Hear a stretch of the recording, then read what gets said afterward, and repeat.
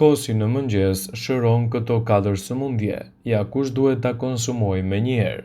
Tashmë di më mirë se problemet e mushkërive nuk prekin vetëm duhanpirësit, por edhe personat që nuk kanë pirë duhan.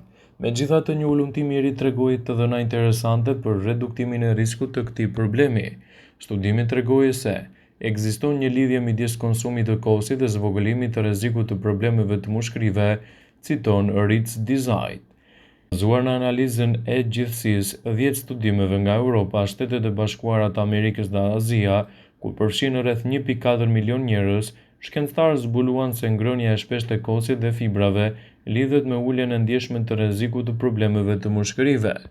Edhe pse ky ulëmtim është premtues, ekspertët theksojnë se kosi është një zgjidhje shumë e mirë për tretjen tuaj. Gjithashtu, kosi i freskët i përgatitur në kushte shtëpie është nga më të këshilluarit për të marrë elementet e tyre ushqyes edhe në dietën e përgjithshme.